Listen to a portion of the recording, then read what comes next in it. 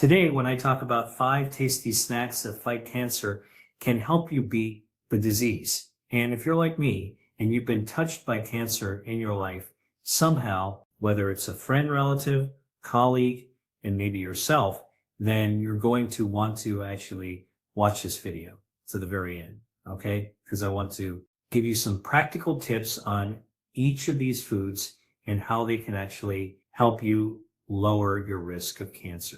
Ready? Let's dive in.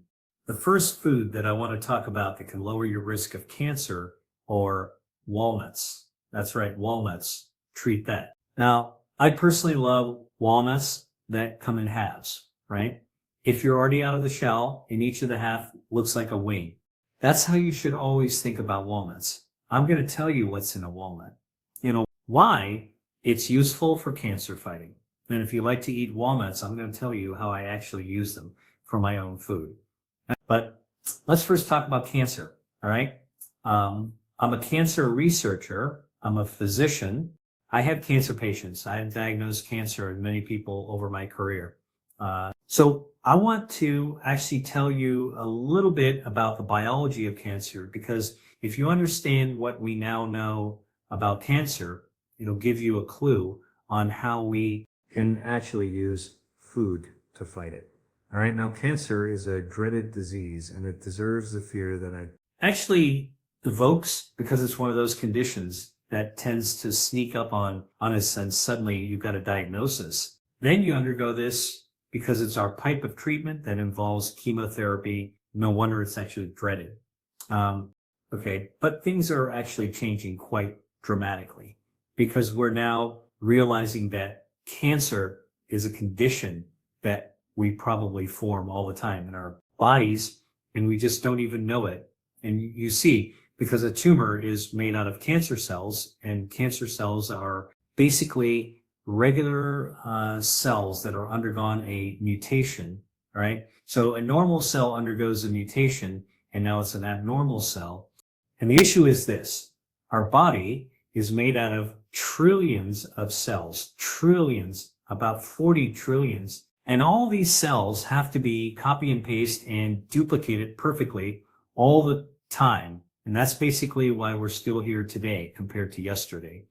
And while we're still going to be around tomorrow, coming there, today, our cells are copied over and over and over and over. That's part of being alive, all right? And copying cells is really, really complicated. Good thing our body knows that it do that pretty well, but it's not perfect. Our body doesn't actually copy all of our cells exactly perfectly. Let me talk to you about copying and perfection, right? So imagine I would give you a sentence and ask you to type it on a work process or laptop 10 times, right? You'll probably do all 10 copies of my sentence perfectly, all right? Absolutely, I would expect. Now, if I were to ask you to copy it 100 times, all right, you're going to be making some mistakes. I bet you make 1 or 2 mistakes in a sense, all right? Now, imagine I would ask you to copy a 40 trillion times, because that's how many times our body has to copy ourselves. We got 40 trillion cells. We got to copy 40 trillion cells. And now for sure, whether it's you or your body trying to make that many copies, mistakes are going to be made. And every mistake when you make the copy of a cell turns out to be a mutation. All right. Now, do you know how many mutations or how many mistakes your body makes every single day out of 40 trillion copy and paste? Take a guess. What do you think? The answer actually is 10,000 mistakes are made every day. 10,000, it sounds like a lot, but actually it's very few compared to 40 trillion. But it's pretty good, actually.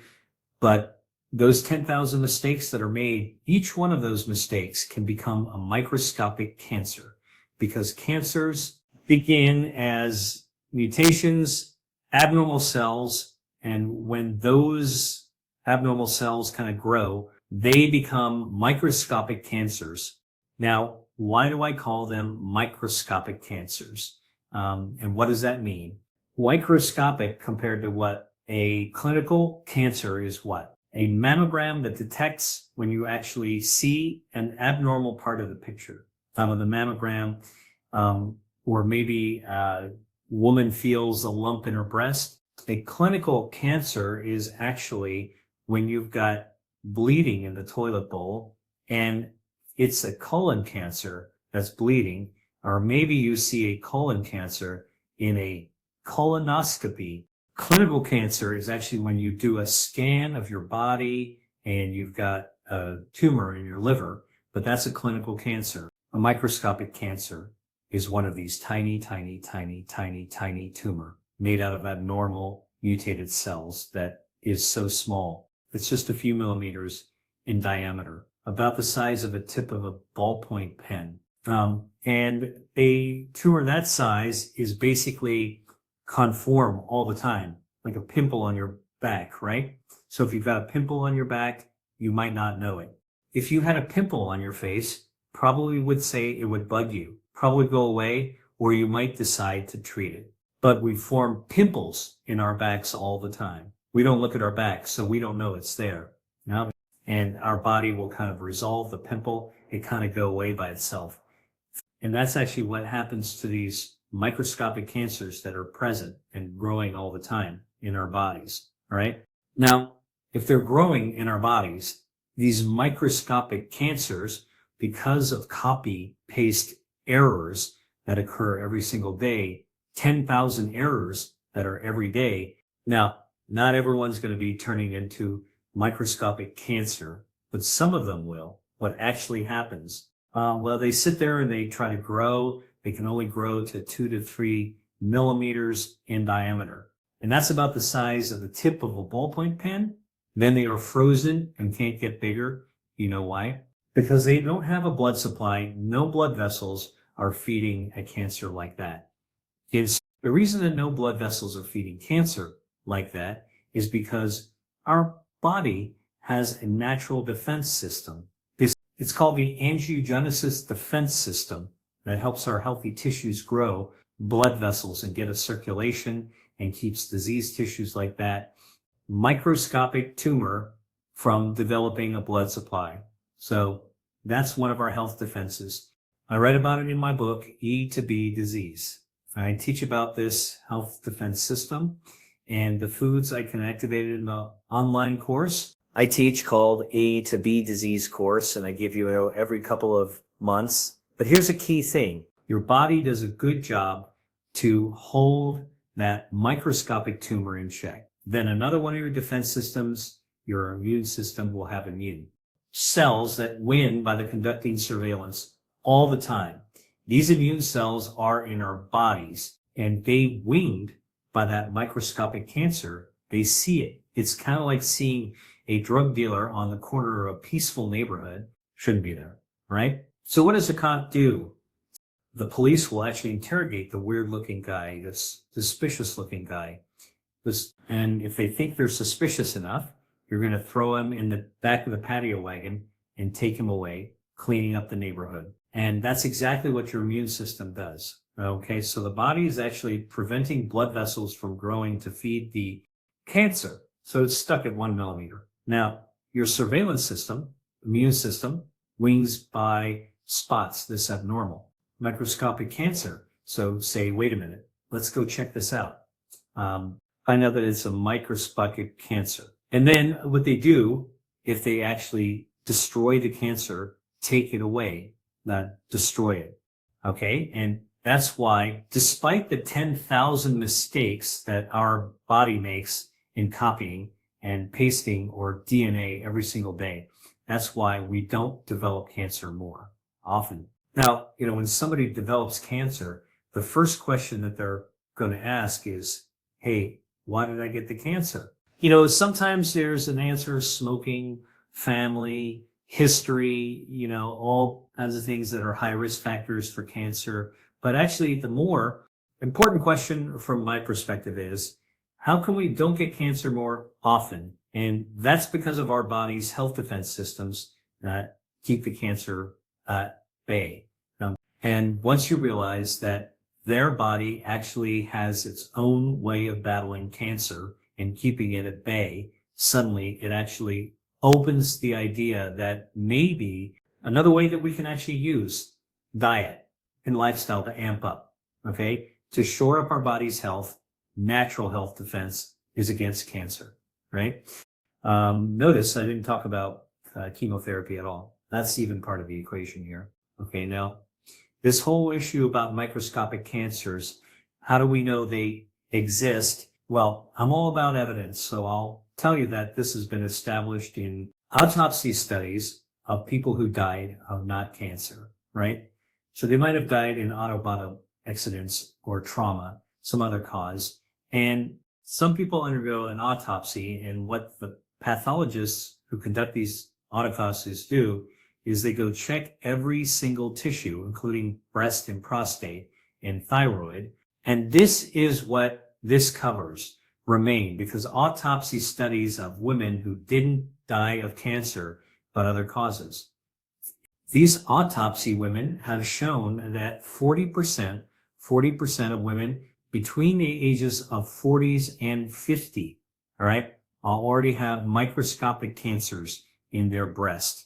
And most of these women will never be bothered by breast cancer, those tiny little cancers, because they're just microscopic and their immune systems will take care of it. But some of them will go on to develop cancer. But that's a key thing. 40% of women in their 40s who have no cancer, no evidence of cancer, that's no clinical cancer. They already have these microscopic cancers, and that's partly how we know that. When I just told you earlier about the copy paste in the States, that's how we know that occurs. These microscopic cancers. My introductory tutor, Fulton, once wrote it in an editorial about this called Cancer Without Disease. Sounds kind of weird, right? Sounds like a contradiction terms, but nope, this is actually how it is. We have cancer without disease. So here's another study, and autopsy studies of men in their 50s have shown that 50% of these men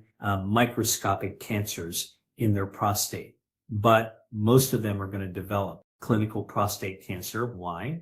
Because even though those microscopic cancers are there, the immune system will actually wing by, spot them, and take them out, right? So basically, your body prevents blood vessels from growing, keeps them small. By the way, I got to tell you, research I've done in the lab, and that lab has actually shown that if you actually take a tumor and you prevent blood vessels from getting to it, can't grow more than 2 or 3 millimeters in diameter. That's about the size of the tip of a ballpoint pen, super tiny. But once you allow blood vessels to touch that cancer to feed it, bring it oxygen and bring it nutrients, guess what? In the lab, we've shown that that's enough to grow that tumor 16,000 times is 2 weeks. So anthropologists, tumor anthropologists, have normal blood vessels growing towards blood vessels. Angio is blood vessels, genesis of a grow. Our body's health defense controls all of our healthy blood vessels. But occasionally, a cancer will be able to hijack that system and grow blood vessels. It'll grow 16,000 times in 2 weeks. All right. That's why an angiogenesis is a trigger for tumor growth. But as long as your body can actually keep it small, cut off the blood supply, then our immune system wings by and picks them out. And that's why the 40% of women in their 40s are 50% of men in their 50s. That's why their own health defense protects them against those microscopic cancers in their breast and their prostate forever growing up, right? And there's another study, it's an autopsy study of people 70 years and older. And what that study showed is that 100% of people about the age of 70 have microscopic cancers in their thyroid gland. Now, the thyroid gland is kind of just in your neck, a little below, just about on. It's an endocrine gland. It releases thyroid hormone. But as you get older, thyroid cancer is really, really common. But actually, it won't become a clinical cancer, won't be a problem. So all these things were discovered accidentally during autopsy studies. And it just shows how common cancer actually isn't about a cancer without disease. Our body having health defenses that actually knock out and take away these cancers and keep them from ever growing and becoming a problem. And that's why we're actually healthy, right? So most people don't develop clinical cancers, but because of these health defenses. But if any of these health defenses fail, all right, then it gives cancer and edge a chance to actually overcome the blood vessel system and growth, or a blood vessel, overcome the immune system. And if you actually have inflammation around inflammation, is kind of like pouring gasoline that onto the shoulders of a fire. It's going to cause it to roar right up and start to actually become very ferocious and fearsome, right? Hey there, I have a valuable resource that you won't want to miss. It's all about the 5 signs that your legs and your feet may be warning you about poor health. Your legs and feet can give you important clues about your overall health, especially when it comes to your circulation. If you want to learn more about these warning signs and how to take action, click on the link below the video to access this essential information, or you can access the guide by scanning the QR code on the screen right now. Now, let's get back to the video. So what do we want to do when it comes to food for cancer prevention? Well, what we want to do is to shore up, ramp up, okay, and activate our body's self-defense. So what's already pretty good? Let's make it better. Let's raise the shields, all right? Every little bit of age that we can get, and our health defenses helps to beat back cancer, all right? And if you actually are somebody who's already struggling with cancer, now you really need your health defenses because they are pushing back against the disease every single moment of your life. So one of the things you want to do is to lower inflammation.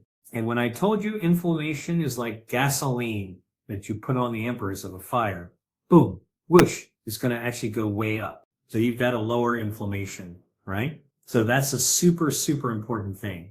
And you also want to raise your immune system so you've got better surveillance. More immune cells can see that cancer and start to take them out. And by the way, there's another thing you want to do. Remember, I told you that the copy-paste problem in our body, well, that's actually what leads to the formation of these microscopic cancers. Due to mutations, remember, the mutations are errors of our DNA. That's a genetic mutation. And so our body has its own ways to prevent mutations in our DNA or to fix the mutations that are recurred. That's our DNA health defense. And again, I write all about that whole chapter in my book, E to B Disease. All right. Preventing cancers from being fed by blood vessels, starving a tumor by cutting up its blood supply. And by the way, there's another thing. If you can actually wipe up cancer stem cells, explain that to you.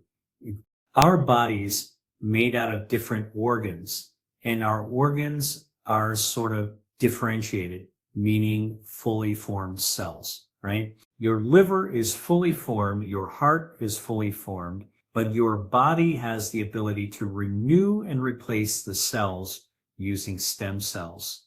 You probably heard of stem cells through regenerative medicine, but this is actually real. So stem cells can kind of rebuild tissues. Now, normal healthy organs have stem cells, right? And our stem cells are healthy. Stem cells can rebuild this, but cancer is very, very sneaky. So tumors can have their own cancer stem cells, and these cancer stem cells, if them help to regenerate the cancer, if you actually cut it out or treat it. And that's when you hear people saying, oh, they can sort of come back. Well, it's the stem cells that actually help them regrow and establish themselves. That's what recurrence of cancer is all about. All right. So all those things that they told you you want to do, you want to kill cancer, stem cells, you want to cut up the blood supply, feeding a cancer. You want to help your body repair the DNA. You want to lower the inflammation, and you want to boost the immune system. All right. Guess what food can actually help to do all those things? You guessed it, walnuts. All right. Walnuts can actually help amp up your body's health defenses so that you can actually protect yourself against cancer. All right. So lowers a risk. Walnut fits the bill as a cancer defense system.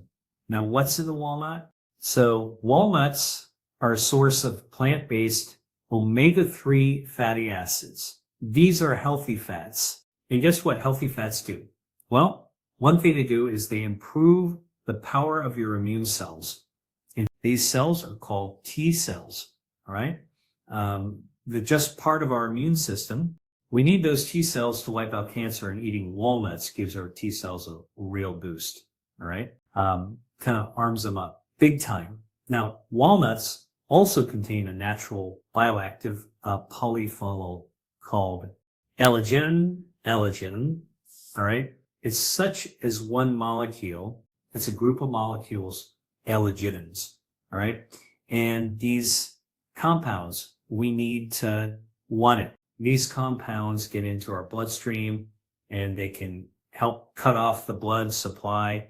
But these L-arginines also partly topple down our gut right into our colon, where our gut bacteria actually is and where our healthy gut bacteria lives, right? The gut bacteria converts the L-arginine in walnuts into something called urolithins, urolithins, urolithins, all right?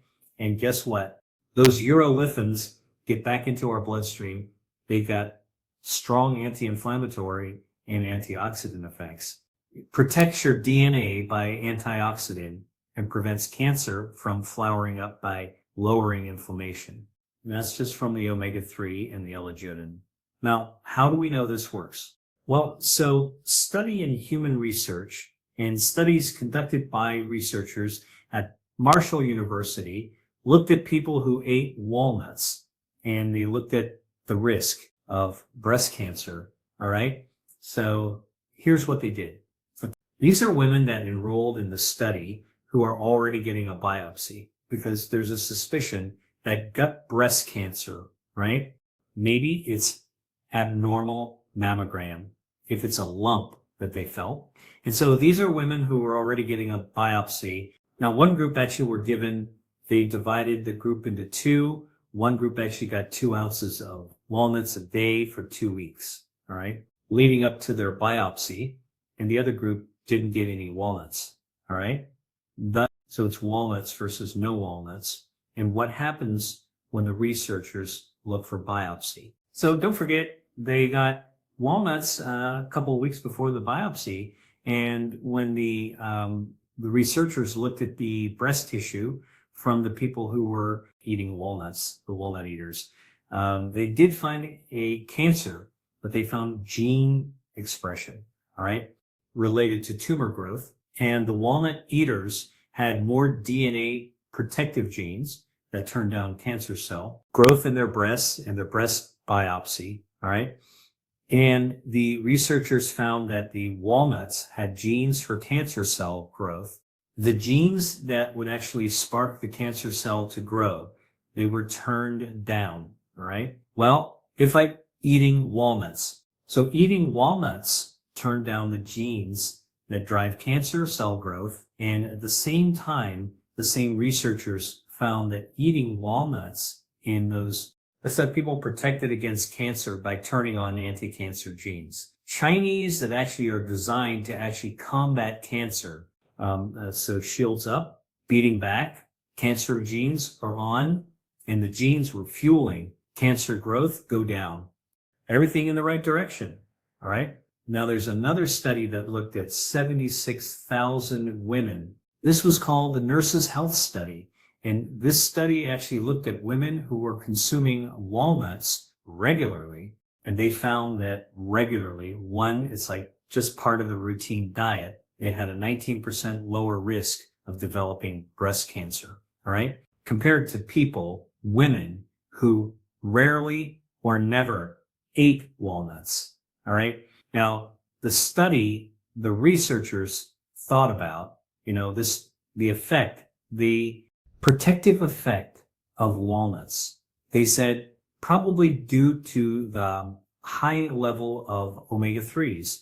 But I can tell you, based on what my research shows, that it's not just the omega-3s, it's the dietary fiber. It is the antigenic effects of the electric tenins. It is the anti-inflammatory effects of the omega-3s. Everything works together to lower risk. And that's where, the concepts which are found true in the lab can apply to people in large clinical studies and observational studies as well. Just take a look at those that work and it seems like it does. One more thing about walnuts. Guess what? Walnuts actually have a substance that can kill cancer stem cells. Those are those pesky cells I told you about. It helped the cancer come back. The baby cancer cells, won't eat walnuts actually has a substance that kills the cancer stem cells, so the cancer won't come back. This has been studied in a lab as well as some people with colorectal cancer. All right. Now, I'm telling you, there's like a study of 700 people with colon cancer. They're getting their regular treatments. And I show that those people actually were eating regularly. The fistful walnuts, treat nuts like walnuts a couple of times a week. They have about 50% lower risk of dying from their colon cancer. So this isn't, walnuts being the chemo. It's actually adding walnuts to boost the health defenses while you're getting regular treatment. And this is a study done with all the major medical centers around the country, like Duke and Hartford and MD Anderson, all these like really, really perceived medical centers looked at this event and they actually published it and presented it at the American Society for Clinical Ecology. So this is actually in front of a mainstream audience of cancer researchers. So walnuts, good. How do I leave walnuts? There's a lot of different ways, and I thought I would share some of them with you.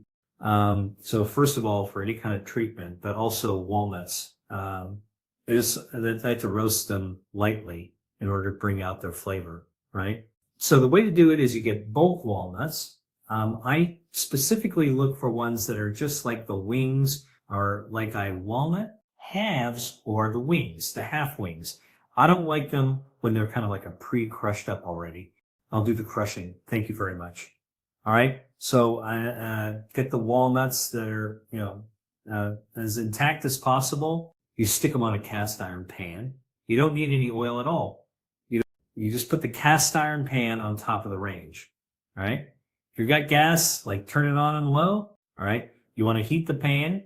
You're not cooking the walnuts. You're getting the pan hot and you're moving. You're going to be holding the handle of the pot. Move it back and forth and back and forth. All right. And now the walnuts are shaking around. You're going to toast up the walnuts that way. You can start smelling their flavor after, for a few couple minutes. And stop before they burn. So as soon as you kind of get that nice fragrant sound and they're kind of crisp up, all right, and literally just like turn off the flame, take them off the flame, pour them off onto a plate, let them cool down, all right? And once you're cool, you can crush them up. And now you've got these crushed up toasted walnuts. I love that. Sprinkle it over your yogurt or sprinkle some on your oatmeal. You're taking yogurt, which is a probiotic food, or oatmeal, which actually has a huge amount of dietary fiber and useful bioactives for gut microbiome. All right. To lower inflammation and speed up healing. Now you can sprinkle some walnuts on top of it. And now you've actually added a cancer preventative substance on top of something that's already good for gut health and good for heart health. Now you've got good for cancer health as well. Now, by the way, do you want to actually aim towards longevity? This is the great way to do it because, for example, yogurt has been shown to improve longevity. And now you can actually sprinkle a little bit of cancer fighting food, right? At the top of that. Works well together from a taste and flavor perspective. I would probably cut up a little bit of fruit on top of that. just to give the walnuts and fruits some flavor. Now, if you say what would be a good fruit with walnuts, I always like fresh fruit, especially whatever's in season, but apples on walnuts work together. I kind of think of walnuts as a fall, so it's not to be fresh. You could take dried cranberries, dried blueberries, walnuts. Those are all good combinations that you can actually put together, right? And helping and oatmeal itself, by the way, can reduce cancer risk because oatmeal contains substances that are naturally anti-inflammatory, put up that fire, all right? Okay. Another way that I actually like to use walnuts is in a pesto. Now, you probably have had pesto before if you like Italian food, right? Like the real original pesto is super simple. It is extra virgin olive oil, it's garlic, it's basil leaves, and it's pine nuts. And you literally go into a mortar pestle and grind that into a paste, right? Mix it all together, smells great. And then if you cook some pasta, I like to use Trophy, which is very Trofie, which is the original type of shape of pasta that we're at pesto was developed in Liguria. You take a dout of that pesto you just made and throw it onto the Trophy, mix it around. Amazing. It's full of healthy ingredients. They're extra virgin olive oil, but basil, the pine nuts, the garlic, all good for you, right? But instead of adding pine nuts, which I also love pine nuts, try adding crushed walnuts, crushed toasted walnuts instead. Now you've got a walnut pesto. And by the way, there are different kinds of walnut pestos out there if you want to look around for them, but you can make it around. All right. And that's a great way, the delicious way to be able to get walnuts into your diet as a way that you might not naturally think of. Right. So, by the way, if you're going to actually make pasta with walnut pesto, I suggest organic whole wheat pasta. All right. It's a little brown, a little nutty, a little bit more nutritious as well. All right. It's got those bioactors in the whole grain, better dietary fiber. Now you add what we just talked about, walnut pesto on top of that. Man, you've got basically a vegetarian dish. All right. That lights up all your body's health offenses. You want to put some brown cheese, like Parmesan original cheese, ground banana, like you actually grind it up in there. That's another component of a traditional pesto. You could do that too if you eat dairy. There is not bad in a small amount. That's a way that you're really lighting it up as well. All right. Now, crushed walnuts. I can talk about the yogurt and talk about the pasta. You can sprinkle them on the salad as well. All right. That's super, super easy. So one nut, lots of different benefits to lots of different mechanisms, many ways to enjoy it. All right. Ready for my second food? That was just my first food. It's pretty much my second food. It is dried fruit. All right. Now, what do we mean by dried fruit? Well, let's talk about, it's a lot of fruits that you can dry, right? Cranberries, blueberries, cherries. You probably see those. What about figs? Now, figs in the summer are nice and green, are nice and black and plump and juicy. All right. But you can dry dried figs, right? And apricots, lovely stone fruit. In the summer, I love stone fruit. Love a fresh apricot, fresh ripe apricot. Amazing. All right. But you can also eat a dried apricot. You probably see those.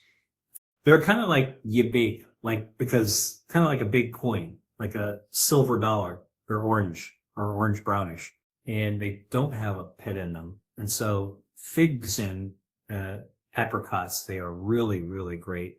Now, dried fruit, probably not the first thing you think of when it comes to cancer-fighting foods, but I'm going to tell you why I'm putting them in this video, including them. And that is that apricots and figs, like all fruits, have naturally occurring bioactive. These are natural chemicals that are anti-inflammatory, and lowering inflammation is a very, very good scientifically informed way of lowering your cancer risk. All right. Okay. So it's not smoking and not drinking too much and getting enough sleep and exercising. But I'm just telling you that eating foods with anti-inflammatory properties, really powerful in terms of lowering your cancer risk. And by the way, if you already have cancer in your body, eating anti-inflammatory foods also is actually going to be beneficial because it helps your body by lowering the gasoline that you would otherwise pour on the embers of the fire. You don't want that fire to rear out. You don't want that cancer to kind of start to grow like crazy. So it's a calm down, lower inflammation. Okay. So the bioactives are anti-inflammatory, but for example, in apricots and figs, it also have a lot of dietary fiber, right? Now, dietary fiber feeds your gut microbiome. These are the 39 trillion bacteria that live in your gut, healthy bacteria. And when you feed these healthy gut bacteria fiber, dietary fiber, one of the things they do is they actually begin releasing substances called short chain fatty acids, or scatfish. It's short chain fatty acids. And these short chain fatty acids get into your bloodstream, and guess what they are? They are powerfully anti-inflammatory. Scatfish, anti-inflammatory, dried fruit with a lot of dietary fiber, and things are apricots.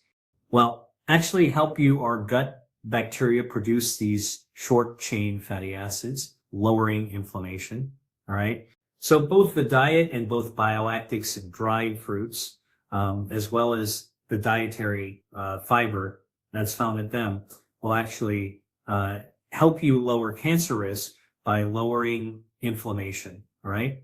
Now, why am I talking about dried fruit as opposed to fresh fruit? Because I love fresh fruit, and I'm saying that you should definitely eat fresh fruit when they're in season. However, it's a lot easier to eat a handful of dried fruit than it is, multiple whole fruits. All right. So think about this. I told you dried apricots are good. And you say like, well, how many should I eat?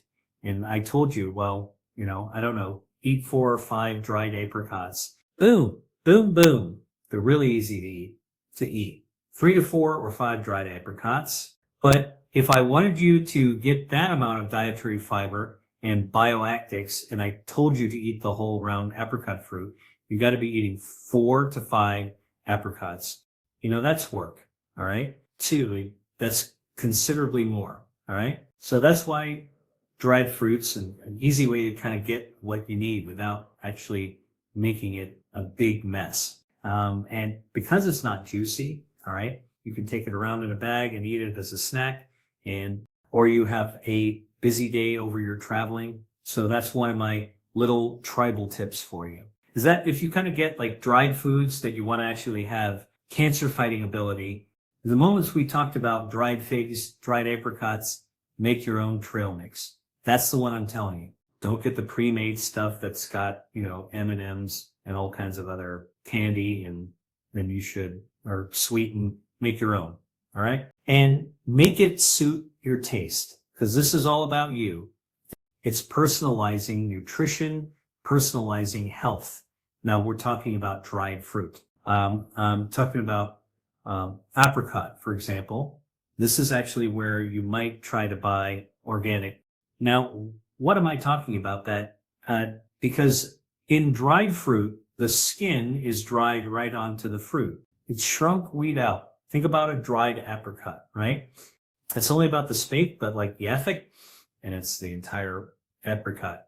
You're going to shrivel it up. You're never going to be able to wash any pesticides off that. That's, I guarantee you. In fact, studies have been done using the types of pesticides that we spray onto our food crop. And we found that even no matter how hard you wash them, you're not going to be able to get rid of all the pesticides, because some of these commercial pesticides soak right into the skin, about 20% into the skin.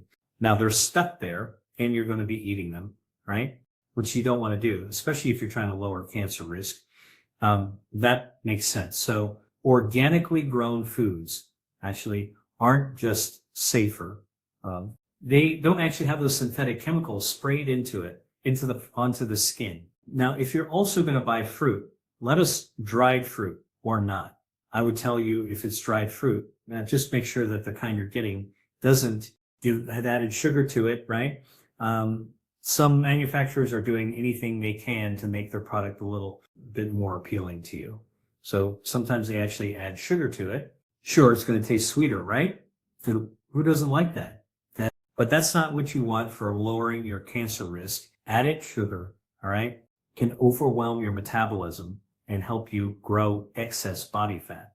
And guess what? That excess body fat, especially visceral fat that's found in the tube of your body, that visceral fat actually could be inflammatory. And remember, that's exactly what we're trying to do, is to fight inflammation, and not to accidentally eat something that's going to grow. So always check the label of your dried fruit to make sure that there's no added sugar and no added chemical colors. Our official colors, our official dyes, our official flavoring, our official seasoning, our official preservatives. I don't believe it. Many factors want their product to look pretty. So they'll actually put all kinds of chemicals there to kind of give it that sex appeal on in the package. All right. So just remember that. Just get them plain. Again, we're adding this up like the trail mix, which is how I like to use the walnuts, the dried fruits. Okay. Great ways that trail mix added to your oatmeal, kind of up. You get a little bit of sweetness to it, get a heck of a lot of fiber for gut health. And, oh, by the way, good gut health is good brain health, right? Now, you probably heard about this, the gut-brain axis. All that means is that if you actually feed your gut really well, your gut bacteria, not only they lower inflammation, not only do they lower your cholesterol levels, not only do they help your body become more insensitive, which is just be more efficient with your metabolism, good, healthy gut bacteria, text messages your brain and signals your brain to release social hormones. Now, these are the hormones that you actually want because they make you feel better. It's the kind of feel good hormone that your brain releases when you see a friend. You haven't seen it in a long time and you go up there, give them a hug, all right? That really good feeling at your brain, releasing a social hormone called oxytocin. That's what your gut bacteria, when it's healthy, can actually signal your brain to release those social hormones. So it's really good for you, all right? That's why I like to make bone trail mix with all the things I've been talking about today. Now, all right, I'm going to give you another one. So the third food I'm going to give you is cocoa nips. Never see cocoa nips? You don't pay attention to them. They might just walk right by them. But cocoa nips are found where they sell nuts, treat nuts. Are they found where they sell candy sometimes or dried products in the middle aisle? Cocoa nips are just tiny, small bits of crushed, dried, and fermented cacao seeds. All right. So the heck is that? It's a cacao seed. Well, look, this is the plant that is used to make chocolate, right? Who doesn't like chocolate? So let me explain to you. So in tropical areas, especially volcanic areas, these cocoa trees grow, right? And these cacao trees grow, and these cacao trees actually develop seeds. So you can find them, all right? And the seed pods are kind of like a football. They're brown or they can be bright yellow. When you have a thick one, and I've done this myself, and you should, it's pretty heavy. And when you want to shake it, you can feel the seeds kind of like moving around inside. Cut open that seed pod, open it up, and you'll see other seeds in there. This thing is about yay big, all right? And the seeds in there are inside this bigger seed, the pot. It gets to the cacao pod, is the right way of calling it. And the seeds are inside it. And those seeds are actually covered with a little bit of fruit. If you peel that fruit and eat it, oh, it's really good. That you kind of sweet and sour, kind of like a lychee with a little bit of a sour twist. All right. But the nut inside is that, what is dried and crushed and fermented. All right. And once they're basically what you're dried and crushed, you can extract the cacao liquor out of it. But the seeds, the crushed seeds, if you just crush the seeds, those are coconut nips. And that's basically what you sell. It's really the concentrated coconut. It's the seeds. It's the nips that contain the polyphenols within dark chocolate. It's all dark chocolate. There's no confection yet. All right. Confection is what they do when they take those roasted fermented seeds, dried seeds, and then they actually start to add things to it. They add the multifiers, and they can't sugar and add milk and all that kind of stuff to it. Nope. As you get the nips, you're getting the pure coconut nips, or what you get from the cacao pod, which all added with seeds that are dried and crushed and fermented. And these are packed to the bioactive. We even know what the names are. They belong to the group of bioactors called proanthocyanins. All right. Leave the tongue twisters to me because I got to deal with it all the time. So I'm used to talking about them because what proanthocyanin is lower inflammation. Exactly what you want. That's why I'm talking about coconut nips. And the cacao and coconut also help your body prepare DNA. So basically, if their DNA's damaged, mutation, right? If we talked about earlier, guess what? Coconut nips contain the bioactive. It helps your DNA fix itself before it becomes a problem. So really great for low-end risk of cancer. Coconut nips are the precursor for chocolate making. All right. But because it's before you add sugar, you add emulsifiers or their additives. Then you can chocolate bar. You get the pure real deal with just coconut nips. Now, what are some good ways to eat coconut nips? Right? All right. You can sprinkle more than one whole yogurt. All right. And by the way, that means that you can sprinkle some crushed almonds, some cut up dried fruit. Now let's sprinkle some coconut nips on a yogurt. That sounds good to you? Like that to me is a winning breakfast, a cancer fighting winning breakfast. It's got dietary fibers, got the polyphenols, lots of good stuff. I think that that's actually really useful to know that all these things can actually be used together. Same thing, coconut nips. You can actually add some to oatmeal. All right. Another way of lighting up your oatmeal. And by the way, if you're a baker, if you make big things for yourself or the family or your friends, added some coconut nips to your muffins as a little crunch. It's a little bit of that kind of chocolatey flavor without being overwhelming. It's not a chocolate chip. All right.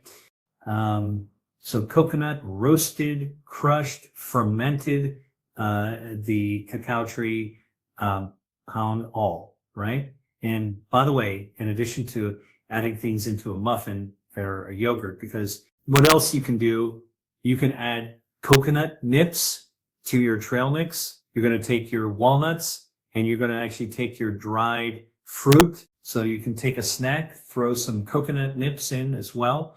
Now you've got yourself a cancer-fighting anti-inflammatory snack. What's not to like about that? Hey there, Dr. Lee. I share a lot in my YouTube videos, but sometimes we need a deeper, more personal dive into how food can be used as medicine. And that's why I created my E2B disease course. You'll have me as your teacher and guide to unlock the full potential of food. It can be used to boost your health. My course is packed with the latest science and practical strategies. It's all designed to be easily followed in something you can start using right away. So what do you want to prevent disease or fight a disease or just optimize your health for longevity? My course has got you covered. So if you're ready to make a positive change, click on the link below or scan the QR code on the screen right now. I can't wait to see how you're going to get started to improve your health using food. Now, back to the video. Next food, you ready? Let's talk about 10 fish. 10 seafood is really what I mean to say. And I know what you're thinking. 10 fish, Dr. Wee, you meat like cat food, the stuff that you buy in the middle of the grocery store, and you open it up and smells like cat food, like moist cat food. Yeah, you know what? That's actually an unfortunate prejudice that even I had for years. What's that realized what cat food smells like? As it's just like canned tuna, which is what it is. All right. I kind of shot away from it, but I've changed my mind completely. Now, it turns out that there's a delicacy that are what are 10 seafood. So it could be fish, it could be mussels, clams, squid, all kinds of different things. Octopus she put in there, and that's a delicacy called conservos. And that's a delicacy in Spain, a delicacy in south of France, in Portugal, and Greece. You'll find stores that are having 10 sardines or 10 macros or anchovies or 10 clams, octopus. And basically what you need to know about this is that these conservers, which are coming out of the Mediterranean, right? So this is a healthy Mediterranean tradition. The seafood is quickly cooked, usually steamed. Then they actually pack them in extra virgin olive oil with a lot of herbs or spices in order to be able to really marinate the tinned seafood. Then they put it in a tin and they seal it. And basically it's marinating in this oil, in healthy oil, and then they sell them. And they can sit in the aisles of the middle aisle of the grocery store, or if you go to a specialty store that sells, imported goods from Europe, you'll usually find this conserves. So if you're actually in a store and you're trying to figure it out, make your grocery store just that for where the canned fish is. But when you're there, you can order the tuna, all right? That's not the interesting stuff. Look around the edges. You'll find they've got the 10 anchovies or 10 macros. That's what you want to be looking at. I usually have a, stack of these 10s in my pantry. They can last for a long time, like definitely more than a year. Maybe I'll be even 5 years. And what's great about them is 10 fish, great for a snack. You just open it up, think you just fork it out and eat it. A little bit of sourdough bread. Fantastic, right? All right. So here's like a quick lunch I could do. Toast some sourdough bread, spread some avocado wine. Now, open up a tin of seafood. It's marinated with the keel peppers or something, that extra virgin olive. Just those two things, all right?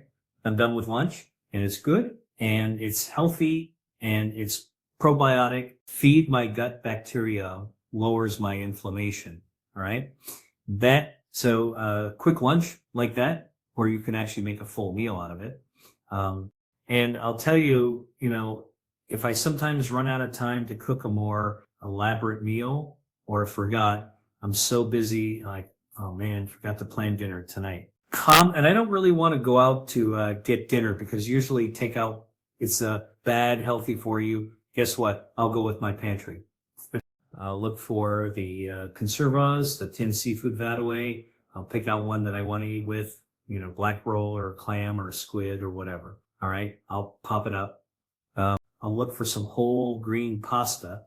I'll look for some tube of tomato paste or an anchovy paste or garlic paste.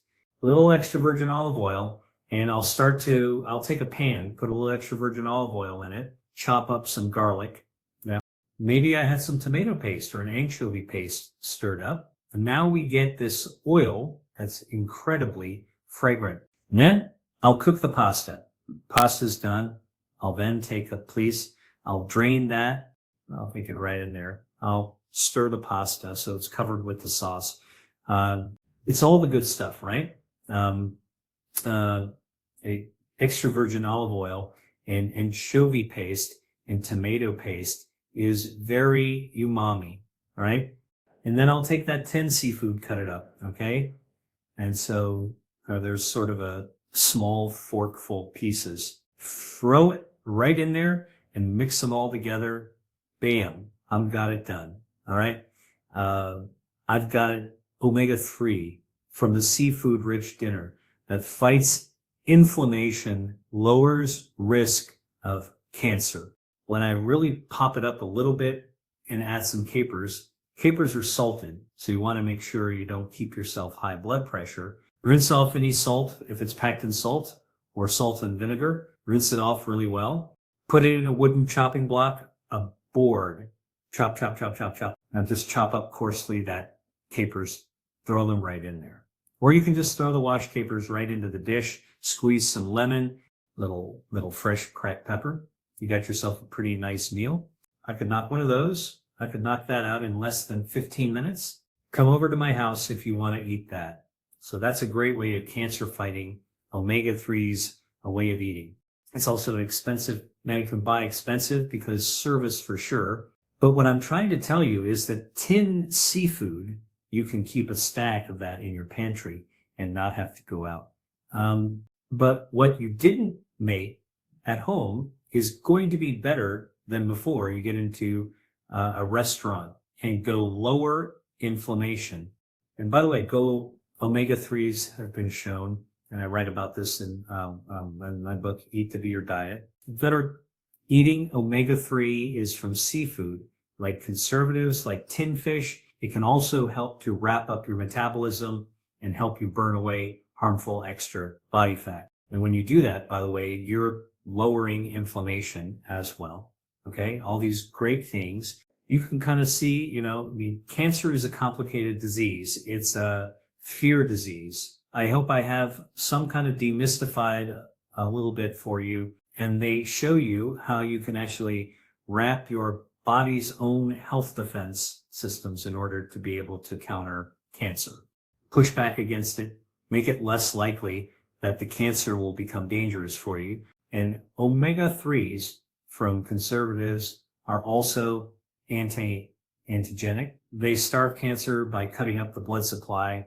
So basically, if you look at the research out there, there's actually research studies that have looked at consuming omega-3s, whether it's by supplement or seafood, been shown to reduce the risk of liver cancer in people, breast cancer in women, prostate cancer in men, and brain tumors as well. All right? So this has actually been shown not just in the lab, but also in studying the outcomes of people who are actually eating these foods. All right? So where am I going to try and tell you? Tinned seafood, great to store, inexpensive meal and greedy for meal, easy to whip together for something and something really, really healthy. I enjoy it. Tastes really great. All right. Don't forget that let's squeeze the lemon at the end. It actually takes the seafood and really kind of helps a little bit of acid. Will pop the flavor. Make sure you don't eat too much of it. All right.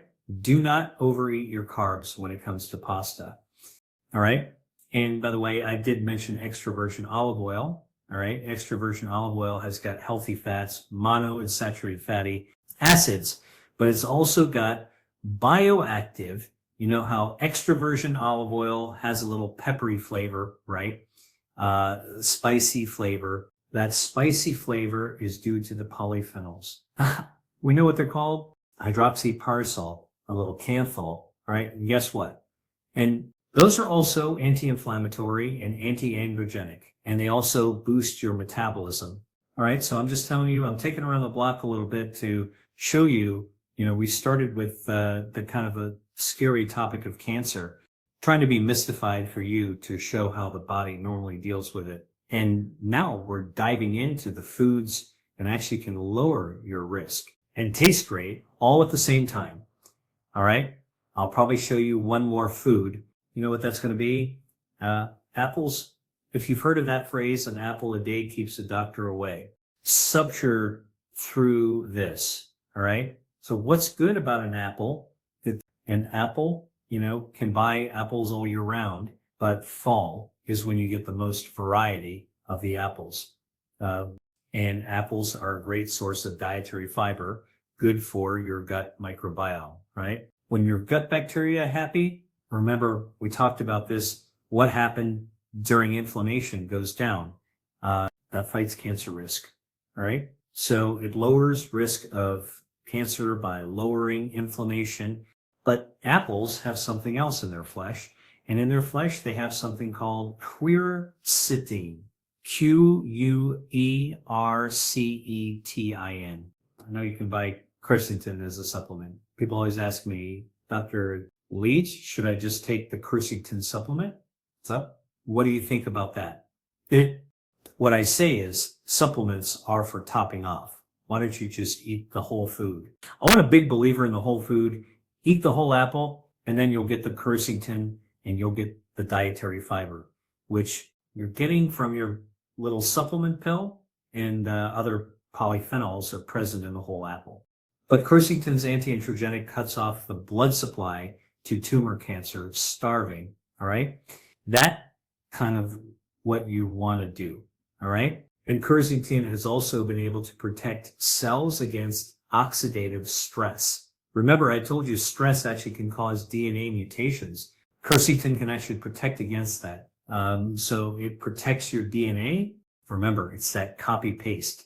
It's a mistake that's made that leads to the microscopic cancer. Quercetin protects against that. So again, it's that one apple day is correlated to one notch of decreased cancer risk. It's said if you incorporate apples, and these are the foods that we've been talking about, all right, into your lives, you're actually just adding more and more stuff, or actually tipping your own odds against cancer in favor that she's staying as healthy as possible. And if you have cancer, it helps to tip your odds that you're going to win. Okay? Win the battle. Now, there are clinical studies that have been done looking at apple consumption, because what I always try to say is that we're here, people prove to me that there's evidence that it works in people. So there's our researchers from Italy for the University of Perugia looked at 48 clinical studies, right?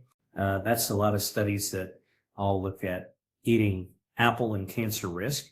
And here's what they found. They found that eating apples was associated with a 25% lower risk of developing lung cancer and a 34% lower risk of developing colon cancer and a 21% reduced risk breast cancer. All right. That's 1 out of 5. Cross out that 1 out of 5. So that's pretty amazing, right? Like it actually works in the clinical setting and the real world setting.